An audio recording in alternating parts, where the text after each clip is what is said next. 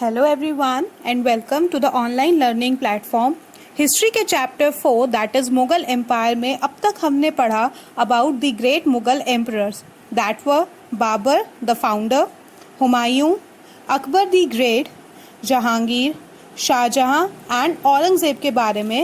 And today we will discuss about the Mughal administration. N.A. Akbari, जो कि एक कोर्ट क्रॉनिकल है written by Abul Fazl, provides us the information about administration system during the period. Administrative system में हम पढ़ेंगे first Mughal emperor के बारे में, then about central administration, third administrative division of the empire and lastly mansabdari system के बारे में. तो शुरू करते हैं with our first heading that is the Mughal emperor. The Mughal emperor have all the powers, right, and empire के सारे decisions were taken by him. पूरी अथॉरिटी सेंट्रलाइज होती थी एम्परर के पास. ये एक बहुत इम्पॉर्टेंट फीचर था एडमिनिस्ट्रेटिव स्ट्रक्चर का during the times of Mughal. The emperor was commander in chief of army and chief justice also. और जो नोबल्स एंड अदर ऑफिसर्स होते थे एम्पायर में, they owe their position to the emperor. Next अब हम बात करते हैं सेंट्रल एडमिनिस्ट्रेशन की. तो जो एडमिनिस्ट्रेटिव सिस्टम था उसमें पावर्स डिवाइडेड होती थी डिफरेंट डिपार्टमेंट्स में. हर डिपार्टमेंट के एक हेड होते थे या मिनिस्टर होते थे जिनके पास उस डिपार्टमेंट का चार्ज होता था.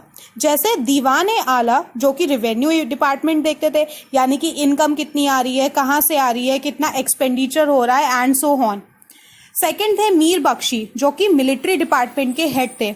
नोबल्स एंड स्पाइस को मेंटेन करना, सोल्जर्स की training, employment, records maintain army आर्मी के, this was his work. Mir Saman was the incharge of royal workshops. Royal household में क्या सामान चाहिए, कितना सामान चाहिए, कैसे अरेंज होगा, this was all his work. And फिर आते हैं चीफ काजी एंड चीफ सरदार जो कि जस्टिस डिपार्टमेंट के हेड थे. कोई चैरिटी देनी है या रिलीजियस ट्रिब्यूट देने हैं, ये सब वर्क भी वो ही देखते थे. एंड मुहातिब्स were responsible to maintain public order and law. It was his responsibility to see कि जो ऑर्डर्स आ रहे हैं कोर्ट से वो प्रॉपरली फॉलो किए जा रहे हैं या नहीं. So these were several department heads जो कि अपने फंक्शंस परफॉर्म करते थे. Now coming to the administrative division of the empire. तो एम्पायर को प्रोविंस में डिवाइड किया हुआ था जिनको सूबास कहते थे, और इनके जो हेड थे वो थे सूबेदार who looked after the welfare of people. जैसे कि रोड्स का कंस्ट्रक्शन करवाना, वेल्स कंस्ट्रक्ट करवाना, फिर रेस्ट हाउसेस बनवाना एक्सेट्रा. फिर इन सूबास को डिवाइड किया हुआ था डिस्ट्रिक्ट्स में that were known as sarkars headed by faujdar जो कि लॉ एंड ऑर्डर देखते थे. अब डिस्ट्रिक्ट को भी फर्दर डिवाइड किया हुआ था into parganas, that means group of village. Shiqdar and amil administrative officers थे परगनास के, एंड उनका वर्क था लॉ एंड ऑर्डर मेंटेन करना, साथ साथ लैंड रिकॉर्ड मेंटेन करके रेवेन्यू भी कलेक्ट करना. जो विलेज था वो एक सबसे छोटा, सबसे बेसिक यूनिट था जिसको मुकद्दम्स और पटवारी देखते थे. एंड उनका भी रिस्पॉन्सिबिलिटीज यही थी कि वो अपने विलेज को मेंटेन करें, वहाँ पे लॉ एंड ऑर्डर देखें, फिर उसके बाद लैंड रिकॉर्ड मेंटेन करें, रेवेन्यू कलेक्ट करें etcetera. So this was how the kingdom was divided into different units. अब मुगल्स ने एक नया सिस्टम इंट्रोड्यूस किया था आर्मी एंड एडमिनिस्ट्रेशन में रैंकिंग का. That is known as the मनसबदारी system. It was introduced by Akbar. इस सिस्टम के अंडर क्या था कि हर ऑफिसर को एक रैंक या मनसब दिया जाता था. He was known as mansabdar. And ये एक तरीके का ग्रेडिंग सिस्टम था जिसमें रैंक फिक्स कर दी जाती थी एंड उसी के अकॉर्डिंग सैलरी एंड रिस्पॉन्सिबिलिटी मिलती थी. सबसे छोटी रैंक जो थी, सबसे lowest rank that was 10 and सबसे हाईएस्ट जो थी दैट वाज 5000.